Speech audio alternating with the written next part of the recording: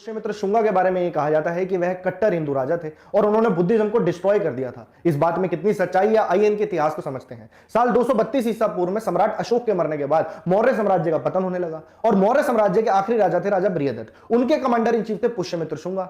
सही मौके की तलाश करके पुष्यमित्र शुंगा ने साल 184 ईसा पूर्व में बृहदत्त को मार के खुद को किंग डिक्लेयर कर दिया। पर उनके सामने सबसे बड़ा चैलेंज था बैक्टीरियन ग्रीक्स का इन्वेजन।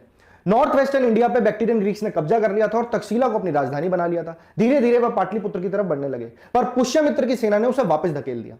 उसी समय में मनुस्मृति की भी रचना हुई थी, जिसे हिंदू सोसाइटी की लॉ बुक भी कहा जाता है। ऐसा बुद्धिस्ट लिटरेचर में लिखा गया है कि पुष्यमित्र शुंगा ने बुद्धिस्ट मोनेस्ट्रीज और मॉन्यूमेंट्स को डिस्ट्रॉय कर दिया था, पर इसका कहीं ठोस एविडेंस नहीं मिलता। एविडेंस मिलता है इस चीज का कि उन्होंने कई सारे स्तूपास का रेनोवेशन करवाया था और बुद्धिस्ट मॉन्यूमेंट जो सांची और भरूच में है उनमें भी कई सारे एडिशंस करे थे। इसका मतलब है बुद्धिज्म की भी इक्वली रिस्पेक्ट करते थे। आप लोगों का क्या कहना है इस बारे में कमेंट सेक्शन में जरूर बताइएगा। फर्स्ट பெரிய விவாதத்துக்குள்ள வருதுன்னா அது எப்பன்னு கேட்டீங்கன்னா 17ஆம் நூற்றாண்டின் பிற்பகுதியில் இந்த ஏசியாட்டிக் சொசைட்டி ஒன்று இருந்துச்சு. அது வந்து மும்பையில் இப்போ இருக்குது பெரிய கட்டடமா. ஆனால் இது பேசிக்காக எங்கே ஆரம்பிச்சாங்கன்னா வெஸ்ட் பெங்கால் ஆரம்பிச்சாங்க. வெஸ்ட் பெங்கால் ஆரம்பிச்ச பேர் வந்து sir William Jones. Sir William Jones தான் ஃபர்ஸ்ட் இந்த மனுஸ்மிருதியை இங்கிலீஷ்க்கு டிரான்ஸ்லேட் பண்ணுறாரு. ஏன்னா பிரிட்டிஷ் இங்கே இந்து மக்களுக்குன்னு ஒரு சட்டத்திட்டத்தை உருவாக்கணும் இல்லையா, அவங்களுடைய சொல்லக்கூடிய எழுதப்பட்டிருக்க விஷயத்தை சொல்லக்கூடிய திறமை இருக்கிறது இங்கே பிராமணர்களுக்கு. ஆனால் அதனாலேயே அந்த பிராமணர்கள் என்ன பண்ணுறாங்கன்னா இந்த மனுஸ்மிருதி பிராமணர்களை தூக்கி உயர்த்தி பிடிக்குது அப்படின்னு தங்களை மிகப்பெரிய தவறு என்ன கேட்டீங்கன்னா, மனுஸ்மிருதின்றது தான் இங்கே இருக்கக்கூடிய எல்லா மக்களுடைய வாழ்வை நிர்ணயம் பண்ணுச்சுன்னு சொல்கிறாங்க இல்லையா. இந்த 2000 வருஷம் அது தப்பு. அது ஏன் அப்படின்னு சொன்னால் மனுஸ்மிருதி மாதிரி சும்மா 18க்கும் மேற்பட்ட ஸ்மிருதிகள் இருக்குது. ஃபர்ஸ்ட் ஸ்மிருதி அது பேர். 17க்கும் மேற்பட்ட ஸ்மிருதிகள் இருக்குது. இதில் எடுத்துக்காட்டுக்கு தக்ஷ ஸ்மிருதின்னு ஒன்று இருக்குது. இந்த தக்ஷ ஸ்மிருதி 7 சாப்டர் இருக்கும். அதே நீங்க விஷ்ணு ஸ்மிருதிக்கு வந்தீங்கன்னு வச்சுக்கோங்க 100 சாப்டர் இருக்கும்.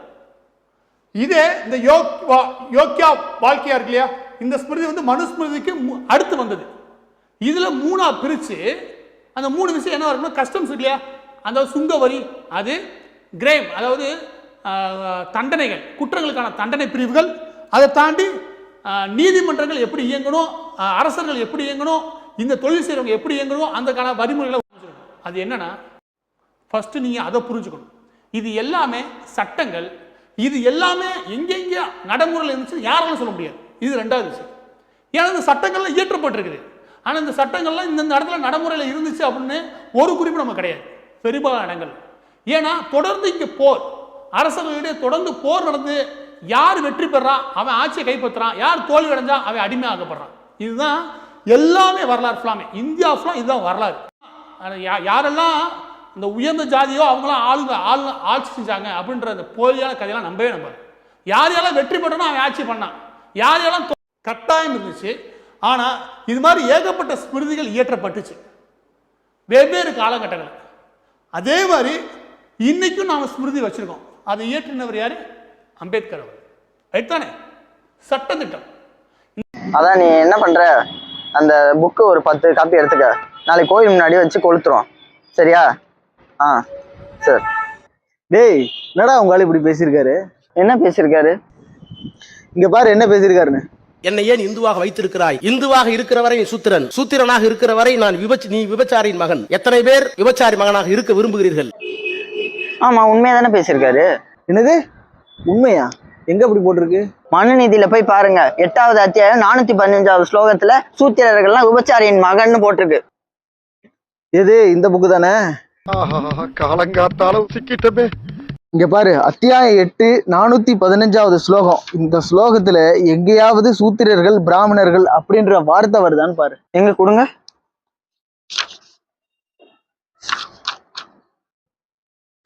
அதுல என்னடா தேடுற? அதுலதான் சூத்திரன்ற வார்த்தையே இல்லையே. ஏங்க என்னங்க இது ஒரே குழப்பமா இருக்குங்க, கொஞ்சம் புரியுற மாதிரி சொல்லுங்களேன். சொல்றேன் கேளு. 1776ல வில்லியம் ஜோன்ஸ் அப்படின்ற வெள்ளைக்காரன் மனுஸ்மிருதியை டிரான்ஸ்லேட் பண்ணி அதுதான் இந்துக்களோட வாழ்வியல் சட்டம் அப்படின்னு வெளியிட்டான். அந்த புக்கை அடிப்படையா வச்சு பல சட்டங்களை வகுத்து கிட்டத்தட்ட 100 வருஷத்துக்கு மேல இவன் உயர்ந்தவன் இவன் தாழ்ந்தவன், அவன் உயர்ந்த ஜாதி இவன் தாழ்ந்த ஜாதி, நீ அவன் கூட சேரக்கூடாது நீ அவன் கூட சேரக்கூடாது அப்படின்னு நம்ம மக்கள் மனசுல பிரிவினையையும் ஏற்றத்தாழ்வுகளையும் விதைச்சு வச்சிருந்தான். அதுக்கப்புறம் முஸ்லிம்களோட சட்டத்தையும் டிரான்ஸ்லேட் பண்றன்ற பேர்ல இந்து முஸ்லிம் மக்களிடையே பிரிவினையை ஏற்படுத்தினான். சரி, இவ்வளவு சொல்றீங்களே, இதுக்கெல்லாம் என்ன ஆதாரம் இருக்கு? 1887 மெட்ராஸ் ஹைகோர்ட் ஜட்ஜா இருந்த நெல்சன் அப்படின்றவரு வில்லியம் ஜோன்ஸ் எழுதின புத்தகத்துல மேற்கத்திய சிந்தனை இருக்கு அப்படின்னு பயங்கரமா கண்டிச்சிருக்காரு. அது மட்டும் இல்லாம மனுஸ்மிருதி அப்படின்ற பேர்ல இப்ப அச்சிட்டு வெளியிடுற புத்தகங்கள் எல்லாத்துலயும் பல முரண்பாடுகள் இருக்கிறதா மகாத்மா காந்தியே சொல்லியிருக்காரு. அப்ப மனுஸ்மிருதி நல்ல புக்கு தானோ? 3500 வருஷத்துக்கு முன்னாடி எழுதின புக்குடா அது. சில பழமைவாத கருத்துக்களும் இருக்கலாம், அதுக்காக இவனுங்க சொல்ற அளவுக்குலாம் மோசமான புக்கு கிடையாது. அப்ப அதுல ஏதாவது நல்ல விஷயம் இருக்கா? நான் படிச்ச வரைக்கும் சொல்றேன் கேட்டுக்கோ. ஒருத்தன் செய்யக்கூடிய தொழிலை வச்சு அவனை தவறா பேசக்கூடாது, பெண்கள் கிட்ட வரதட்சணை வாங்கக்கூடாது, ஆண்கள் தான் வரதட்சணை கொடுக்கணும், காட்டு மிருகங்களை துன்புறுத்தக்கூடாது, மது அருந்தக்கூடாது, தன் மனைவியை தவிர வேற எந்த பெண்ணையும் தவறா பார்க்க கூடாது, கர்ப்பிணி பெண்கள் படகுல வந்தா அவங்க கிட்ட காசு வாங்கக்கூடாது, இப்படி பல நல்ல விஷயங்கள் இருக்கு. எல்லாரும் என்ன ஏமாத்துறாங்க. ஆனா நான் படிச்ச புக்ல அப்படி இல்லையே. அந்த புக்குக்கு ஒரே எழுதுனது யாரு? எங்க தலைவர் வி கீரமணி. டேய் ஓடாதடா, கடைசியா ஒரே ஒரு கேள்வி. என்ன கேள்வி?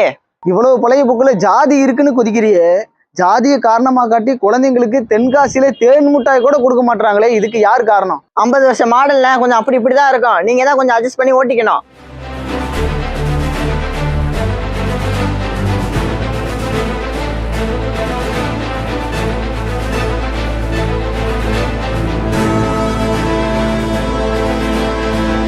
நீ நாளைக்கு எங்களுக்கு இன்னொரு ஆசை இருக்கு, அது வரைக்கும் ஆண்டவன் எனக்கு உயிர் கொடுக்க போறது இல்ல. ஐயா ஐயா உங்க வயசு வந்துட்டேன், மிஞ்சி போனா எவ்வளவு நாள் இருப்போம் தெரியாது. எனக்கு ஒரு ஆசை, ஐயா இன்ப ஐயாவையும் அடுத்து முதலமைச்சர் ஆக்கிட்டு சாப்பிடணும்னு ஒரு ஆசை. அந்த குடும்பம் தவிர வேற யாரும் ஆக்கப்படாதீங்க, அந்த குடும்பம் தான் நமக்கு சரியா வரும். ஆனா இன்பம் யாருன்னா ஐயா உதயநிதியுடைய பையன், எங்க தளபதி மு க ஸ்டாலின் பேரன், அவர் இந்த நாட்டுக்கு முதலமைச்சரா வருவார். இன்னைக்கு நான்